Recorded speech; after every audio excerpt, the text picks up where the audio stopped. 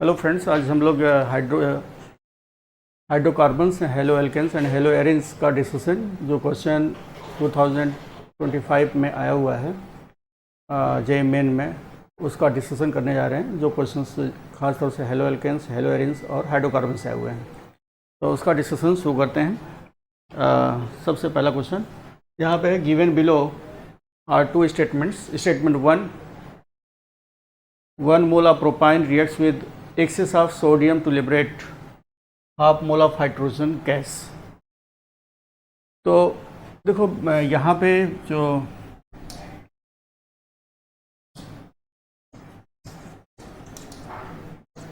Propyne है, sodium के साथ इसको ट्रीट करेंगे, तो यहाँ पर C∼C Na और half mole hydrogen gas release होगा। करेक्ट है। दूसरा पॉइंट है कि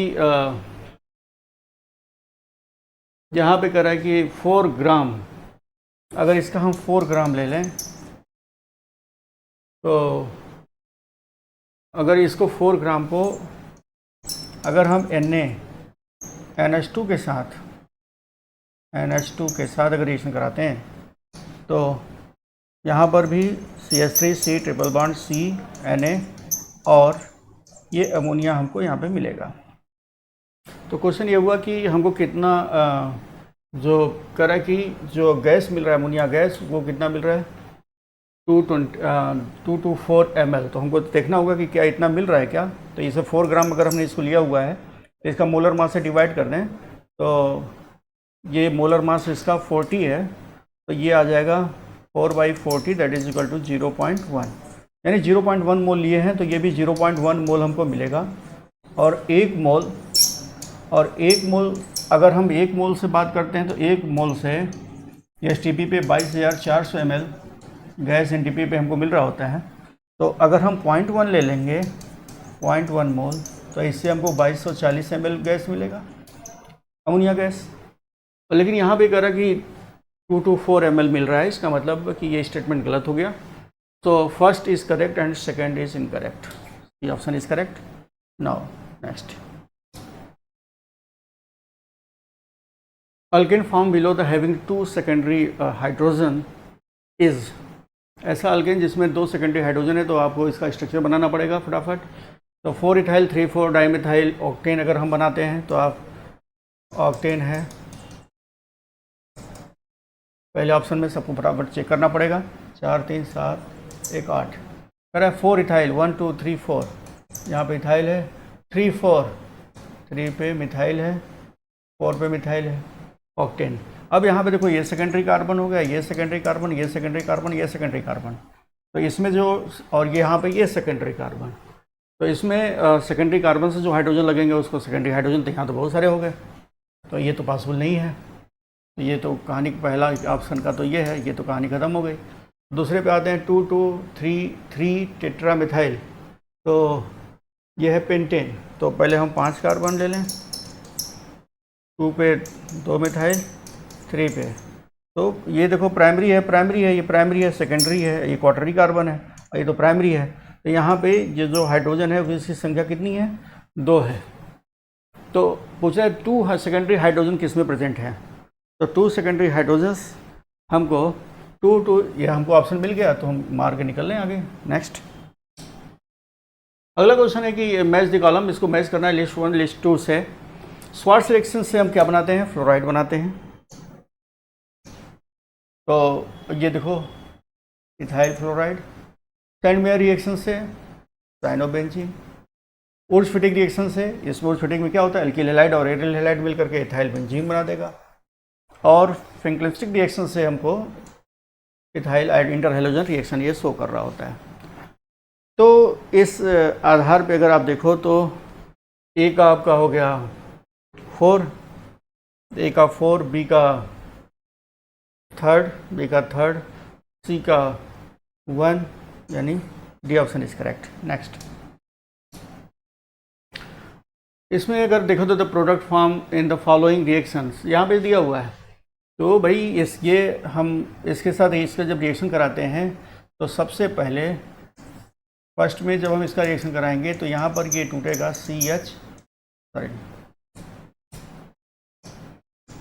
OH डबल बॉन्ड CH2, यह टाटोमराइज हो जाएगा। टाटोमराइज होकर C double bond O CH3 बनेगा। जब इसका HCN के साथ आप रिएक्शन कराएंगे तो यहाँ पर क्या होगा, साइनोहाइड्रिन बना देगा।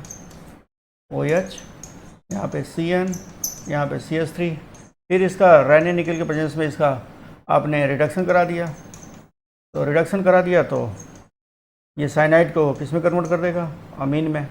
यहाँ पे OH हो गया, यहाँ पे CH3 हो गया, ये CH2 NH2, ये आपको मिल जाएगा। तो इसका जो करेक्ट आंसर है, कहाँ गया, CH3 CHOH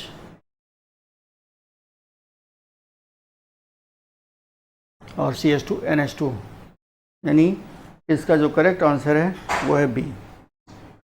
ये नेक्स्ट, इस क्वेश्चन में आप अगर देखो तो ये लिखा है कि following are 4 molecules P, Q, R and S, which among the 4 molecules will react with HBr। तो यह इलेक्ट्रोफिलिक एडिशन रिएक्शन देगा। ये कौन सा रिएक्शन देगा, इलेक्ट्रोफिलिक एडिशन रिएक्शन। तो इलेक्ट्रोफिलिक एडिशन रिएक्शन में उसकी रिएक्टिविटी जो है आपका ये फास्ट होगा जिस कार्बोकेटाइन की स्टेबिलिटी सबसे ज़्यादा होगा। तो यहाँ पे अगर आप देखो तो इसका तो यहाँ से ये बॉन्ड ब्रेक करेगा, यहाँ पे ये बॉन्ड ब्रेक करेगा, यहाँ पे ये बॉन्ड ब्रेक करेगा, यहाँ पे ये बॉन्ड मालो ब्रेक करेगा। तो यहाँ पे जो हमको कार्बोकेटाइन मिल रहा है वो ये मिल रहा है, यहाँ पे कार्बोकेटाइन हमको ये मिल रहा है, यहाँ पे कार्बोकेटाइन ये मिल रहा है, यहाँ पे कार्बोकेटाइन ये मिल रहा है। सबसे स्टेबल कार्बोकेटाइन हमको यहाँ पे, क्योंकि इसके पास लोन पेयर है, इसको स्टेबलाइज कर देगा। सो करेक्ट आंसर है C. Next, identify the product A, B and C in the following reaction sequence, ये दिया हुआ है। तो यहाँ पर ये देखो A में सबसे जो प्रोडक्ट आपको यहाँ पे ये मिलेगा वो CH3 CH double bond CH2, यह A मिल गया। जब इसका रिडक्टिव ओजोनोलिसिस कराएंगे तो रिडक्टिव जब ओजोनोलिसिस कराएंगे तो एक तो एसिटल्डिहाइड मिल जाएगा और दूसरा ये फॉर्मल्डिहाइड मिल जाएगा। ये तो A तो आपका ये है, ये आपका B हो गया और ये C हो गया। तो करेक्ट इसका जो आंसर है वो ये। Next, the product form in the following reaction, इसका रिएक्शन अगर हम कराते हैं तो यहाँ पर भी ये इलेक्ट्रोफिलिक रिएक्शन है। यहाँ पे फर्स्ट में जो मेजर प्रोडक्ट हम यहाँ पे बना रहे होंगे वो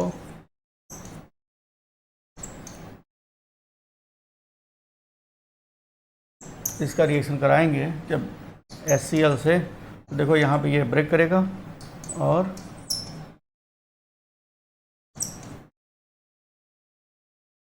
यहाँ पे आपको ये लग जाएगा, H यहाँ आ जाएगा, Cl यहाँ लग गया। जब AgCN के साथ इसको ट्रीट करेंगे तो यहाँ पे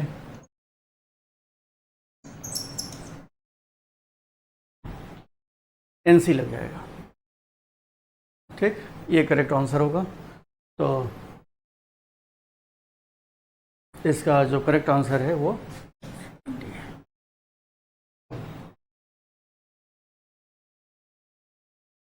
AgCN में नाइट्रोजन उसमें जुड़ रहा होता है कार्बन के साथ। यहाँ पे देखिए यह एलिमिनेशन रिएक्शन शो कर रहा है और यहाँ पे इसका हाइड्रोजन इधर है, इसका हाइड्रोजन इधर है।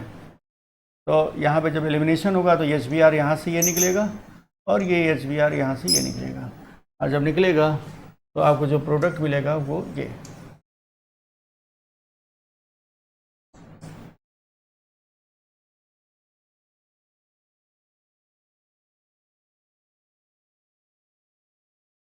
ये कॉन्जुगेशन में भी इन्वॉल्व हो जाएगा।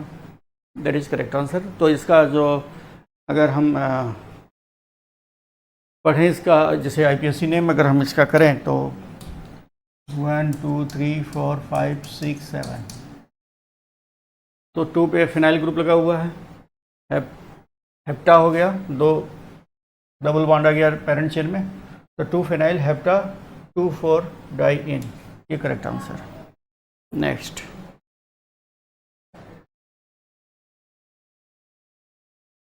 यहाँ पे अगर आप देखो तो ये रिएक्शन जो हम करा रहे हैं न्यूक्लियोफिलिक एराइल सब्स्टिट्यूशन रिएक्शन, ये जो ग्रुप है यह माइनस आर इफेक्ट शो करता है, जिसकी वजह से यहाँ पे इलेक्ट्रोपॉजिटिव करेक्टर डेवलप होगा, जिसकी वजह से इसका जो O(C2H5) है ये यहाँ से हटेगा, ये यहाँ से हटने की कोशिश करेगा और ये यहाँ पे जाएगा, तो उसके अकॉर्डिंग हमको प्रोडक्ट मिल रहा होगा। तो हमको जो प्रोडक्ट मिलेगा वो ये मिलेगा कि यहाँ पर O(C2H5) हो गया, यहाँ पे Br हो गया और यहाँ पे NO2 हो गया, क्योंकि ये आर्थो पैरा पोजीशन पे इलेक्ट्रॉन डेंसिटी घटा रहा होगा। तो ये nucleophilic aryl reaction aryl substitution reaction कराने में मदद करता है। तो इसका जो करेक्ट आंसर है वो next. Which of the following reaction sequence will give the azo compound. तो एजो कंपाउंड में देखो यहाँ पे जब इसका रिएक्शन कराते हैं तो सबसे पहले यहाँ पे बेंजीन डाइजोनियम साल्ट बनेगा और ये टेम्परेचर यहाँ पे सॉरी NH2 पहले यहाँ पर रिएक्शन कराएंगे तो यहाँ पे अमीन मिलेगा। फिर सेकंड पार्ट में जब कराएंगे तो यहाँ पे बेंजीन डाइजोनियम सॉल्ट मिलेगा। फिर जब बीटा नेप्थॉल से इसका रिएक्शन कराएंगे, है ना, जब ये बीटा नेप्थॉल से इसका रिएक्शन करा देंगे तो यहाँ पे ये क्या करेगा, एजो कंपाउंड का फॉर्मेशन कर रहा होगा। ये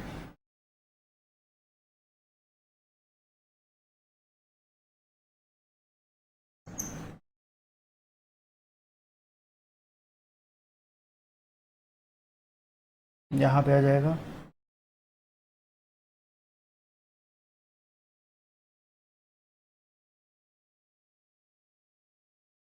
ये इसका OH और ये साथ में इधर लगा दें। देखो इसका जो है ये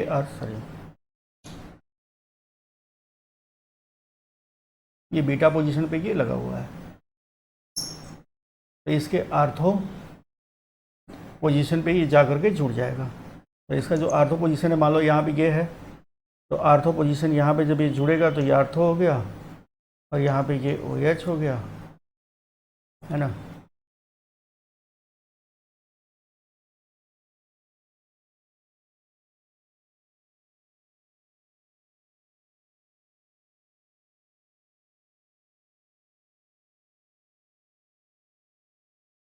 एक मिनट इसको ऐसे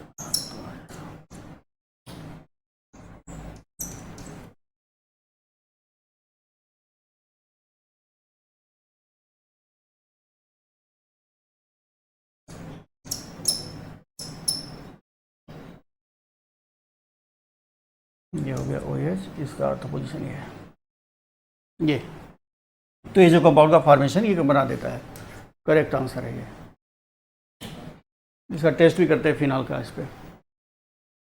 है given below are 2 statements on nitration of metaxylene. देखो भाई ये है आपका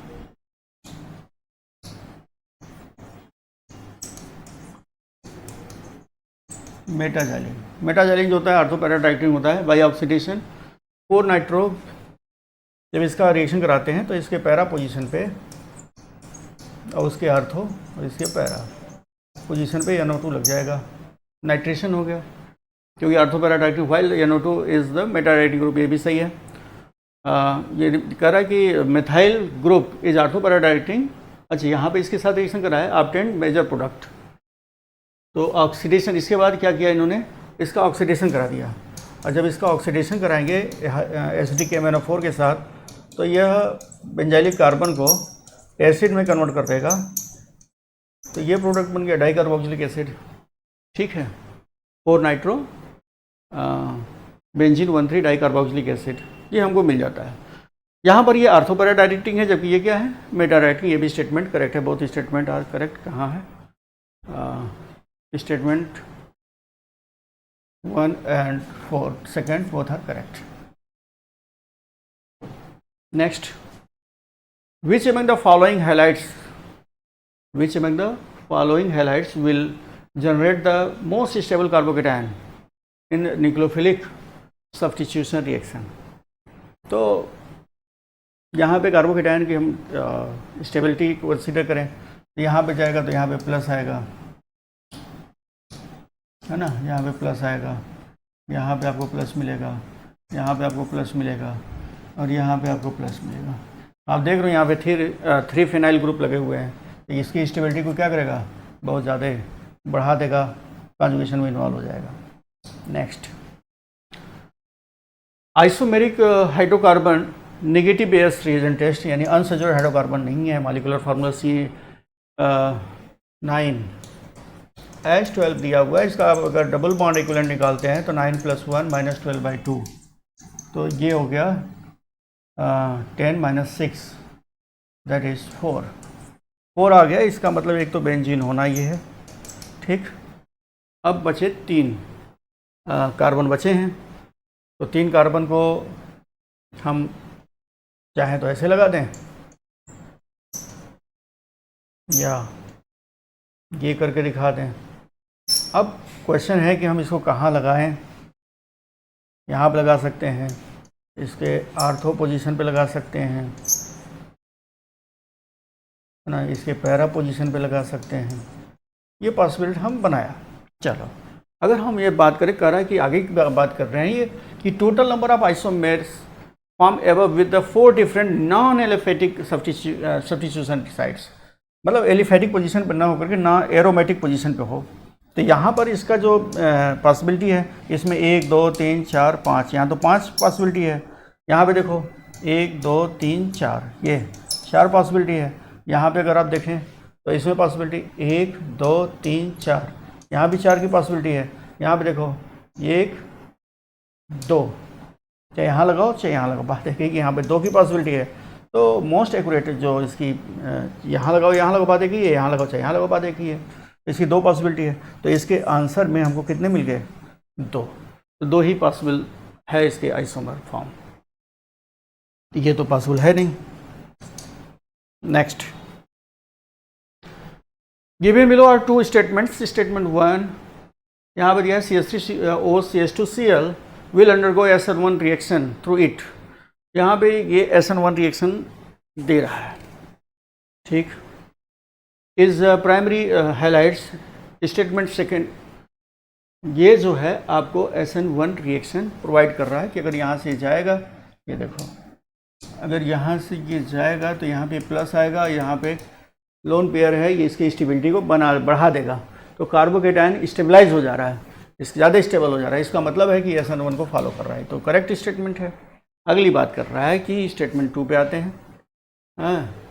तरह की अल्दो इट जनरली जो है प्राइमरी एल्किल हैलाइड्स होते हैं वो आपका SN2 रिएक्शन दे रहा होता है, जबकि यहाँ पे ये प्राइमरी होते हुए भी SN1 दे रहा है। फिर भी करेक्ट है, क्यों? क्योंकि ये स्टेबलाइज हो जा रहा है। आगे की बात, ये जो कंपाउंड दिया हुआ है कह रहा है will not undergo SN2 reaction, क्योंकि ये प्राइमरी एल्किल हैलाइड है, ये SN2 रिएक्शन नहीं दे रहा है। क्यों नहीं दे रहा है? क्योंकि यहाँ पे ये जो ग्रुप लगे हैं वो स्टेरिक हिंड्रेंस क्रिएट करेगा। तो बात तो सही है।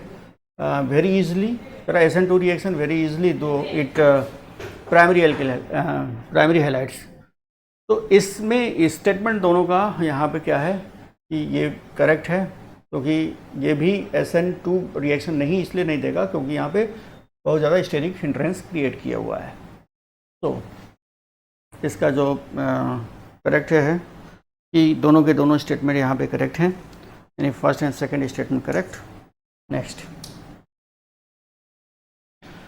The maximum number of RBR producing 2-methyl butane by above sequence. अगर आप इसमें देखें तो पॉसिबिलिटी देखो, ग्रिग्नॉट एजेंट के साथ अगर रिएक्शन कराते हैं, पहले तो इसके साथ रिएक्शन होगा RMgBr बनेगा और हाइड्रोलिसिस होगा तो RH बन जाएगा। यही है, हाइड्रोलिसिस के बाद क्या होता है, ये RH बन जाता है। तो ये हम R कहाँ पॉसिबल, ये Mg कहाँ लग सकता है, तो देखो एक बार mg हम यहाँ पे लगा सकते हैं, mgbr, एक बार mgbr यहाँ लगा सकते हैं, एक बार mgbr यहाँ लगा सकते हैं, mgbr यहाँ लगा सकते हैं। तो ये पॉसिबिलिटी है, यहाँ लगा दें, यानी रिंग नॉट एजेंट बना दें इसका। तो यहाँ पर वो क्या होगा कि ये जैसे बी आर यहाँ जोड़ दें तो यहाँ ये वाला बन जाएगा, यहाँ पे लगा दें, तो हर कंडीशन में हमको प्रोडक्ट यही मिलने वाला है। तो पॉसिबिलिटी कितनी है आर की, जो आर बी आर पे प्रोड्यूस ये, तो आप सीक्वेंस कंसीडर द आइसोमर, तो इसके टोटल आइसोमर्स कितने पॉसिबल होंगे, ये 4, करेक्ट आंसर 4। कह कि secondary butyl cyclohexane reacts with bromine in presence of sunlight. तो मेजर प्रोडक्ट सनलाइट से अगर रिएक्शन कराएंगे तो हम मेजर प्रोडक्ट ये देखेंगे कि हाइपर कॉन्जुगेशन स्टेबिलिटी, जो फ्री रेडिकल बनेगा उस फ्री रेडिकल की स्टेबिलिटी देखेंगे। तो फ्री रेडिकल की स्टेबिलिटी, अगर यहाँ पे फ्री रेडिकल यहाँ बन रहा है ना, जैसे ये है, और यहाँ पे अगर हम फ्री रेडिकल बनाते हैं तो यहाँ देखो CH3 है, यहाँ पे CH2 है और यहाँ पे CH है। तो टोटल अल्फ़ा हाइड्रोजन की संख्या 3, 2, 5 और 1, 6 अल्फ़ा हाइड्रोजन है। अगर हम यहाँ पे बनाते हैं, यहाँ पे अगर बनाते हैं तो यहाँ पे CH2 है, यहाँ पे CH2 है और यहाँ पे CH है। तो 3, 2, 2, 4 और 1, 5, यहाँ पे 5 अल्फ़ा हाइड्रोजन है। तो हम Br यहाँ पे लगाएंगे, जहाँ जो फ्री रेडिकल ज़्यादा स्टेबल होगा वही मेजर प्रोडक्ट होगा। तो हमको मेजर प्रोडक्ट हमको क्या मिलेगा, ये। Next, compound with molecular formula C6H6 gives only mono bromo derivatives. तो इसका डबल बॉन्ड इक्विवेलेंट निकालेंगे तो डबल बॉन्ड इक्विवेलेंट 4 आएगा। अगर 4 आता है तो हम सबसे पहले क्या करते हैं, बेंजीन बनाते हैं, और इसका अगर हेलोजिनेशन कराते हैं ये मोनो ब्रोमो डेरिवेटिव, तो ये हमको केवल एक ही तरह के, चाहे यहाँ लगाओ कहीं भी लगा दो एक ही मिलेगा हमको। And take up 4 mole of hydrogen, 4 mole hydrogen ये ले रहा है पर मोल फॉर कंप्लीट हाइड्रोजनेशन। देखो यहाँ पर जब कंप्लीट हाइड्रोजनेशन अगर कराएंगे तो ये HBr यहाँ से निकल जाएगा, यहाँ H आ जाएगा, यहाँ पे मान लो पाई बॉन्ड है, पाई बॉन्ड यहाँ है, पाई बॉन्ड यहाँ है, तो 2 हाइड्रोजन ये, तो यहाँ पर ये ब्रेक करेगा, एक तो ये इसके साथ लेके चला गया, फिर यहाँ डबल बॉन्ड को रिड्यूस करेगा, फिर इसको यहाँ पर एक एक लगाएगा, फिर एक एक यहाँ लगाएगा, एक एक यहाँ लगाएगा और यहाँ पे लग गया।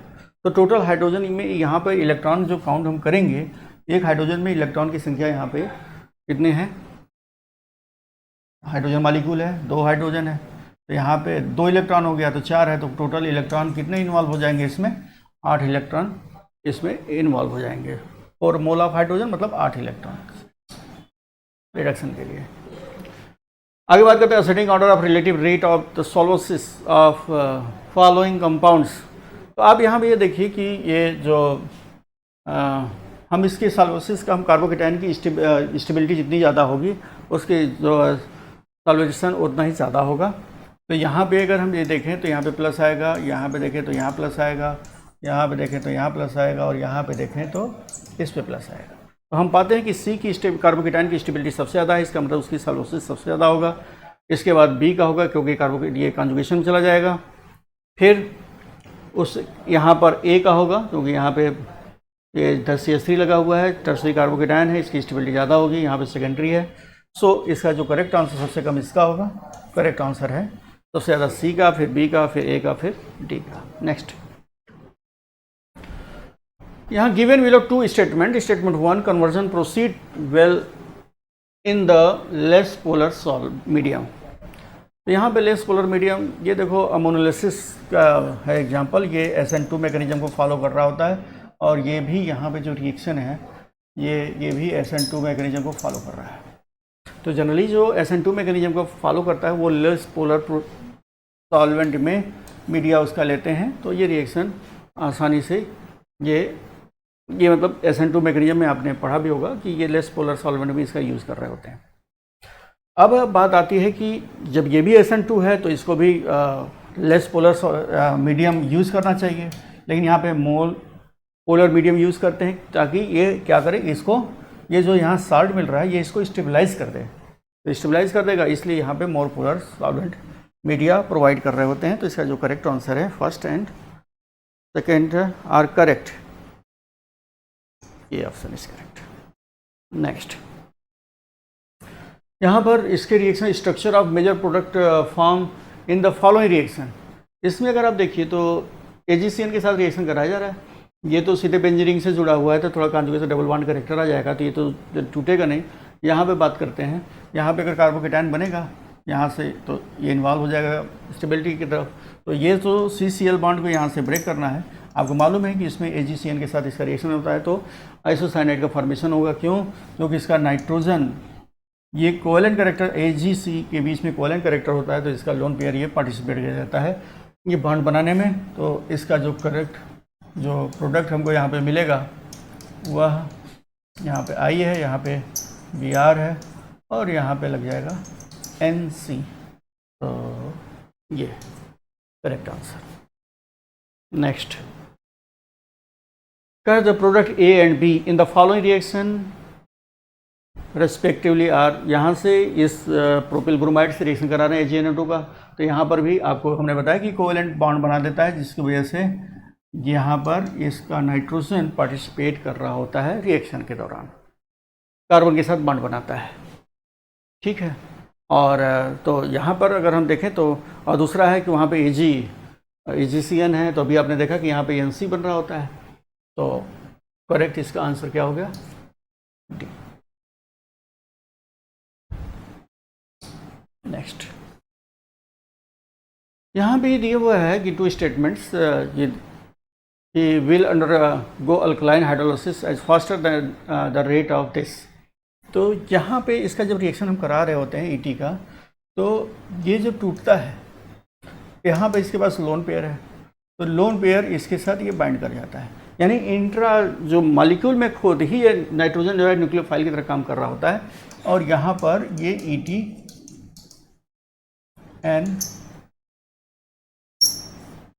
ये बना देता है। अब इसके बाद OH जो है ये क्या करता है, यहाँ से ब्रेक कर जाता है और यानी इस विधि के द्वारा ये रिएक्शन हो रहा होता है। अब ये ओपन हो गया और OH यहाँ पे लग गया। इस केस में जब इसका रिएक्शन कराते हैं तो यहाँ पे डायरेक्ट ये यहाँ से हटता है और OH माइनस जाकर के डायरेक्ट यहाँ पे छूट जाता है। जब यहाँ पे कोई न्यूक्लियोफाइल नहीं है तो ये यहाँ पर ये ET प्रोडक्ट यहाँ पर भी बने हुए हैं, ये मिल जाता है। यहाँ पर एक कार्बन कम है,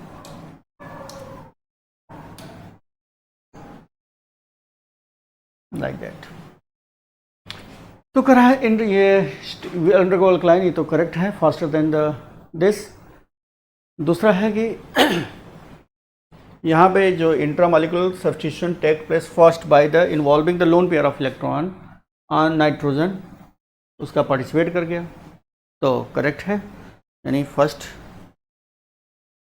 and second are correct. Next,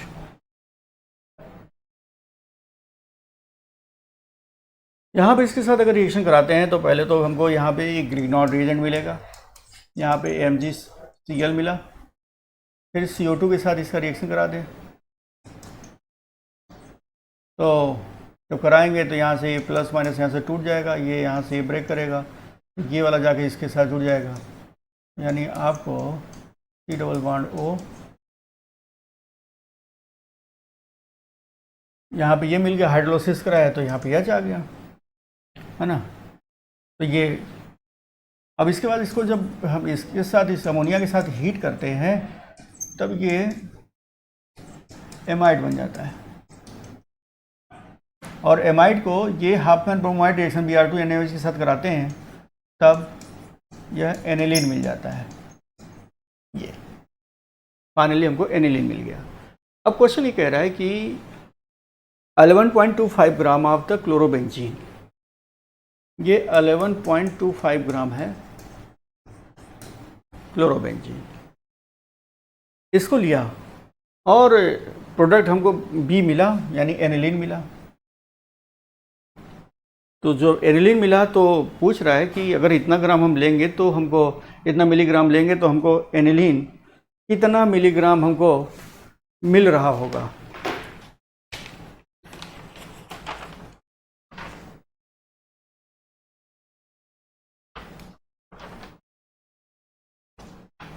तो इसमें क्या है कि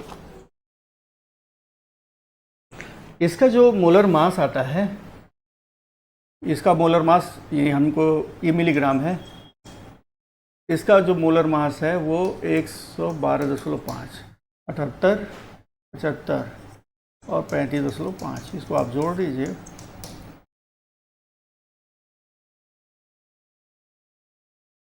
पैंतीस, 72, 5, 77, ये 7, 5, 12, 112.5, ये आपका ये मोलर मास आ गया। तो हम जब इसको पहले मोल निकाल लें, तो इसका जब मोल निकालेंगे तो 11.25 इंटू 10⁻³ अपान 102.5 है ना। तो इसका जो मोल आ गया वो 0.1 इंटू 10⁻³ जितना मोल ये लिए हैं उतना ही मोल हमको यहाँ पे ये मिलने वाला है, यानी ये भी 0.1 इंटू 10⁻³ इतना मोल हमको एनिलीन ये मिलेगा। अब क्वेश्चन ये हुआ कि इसके मोलर मास, अब इसका मास निकालना है तो इसके मोलर मास से हम फिर मल्टीप्लाई करेंगे। तो यहाँ पे जो इसका जो मोलर मास है वो 72, 12 और 5, 77, 14, 2, 16, 9, 6, 15, ये 95 आ गया। तो इसका मतलब इसमें 95 से मल्टीप्लाई कर दें इंटू 10⁻³ यहाँ से 95 से मल्टीप्लाई कर दिया, तो ये आपकी जो वैल्यू आई, अच्छा ये तो इतना ग्राम आ गया। मिलीग्राम में अगर करें तो ये 0.1,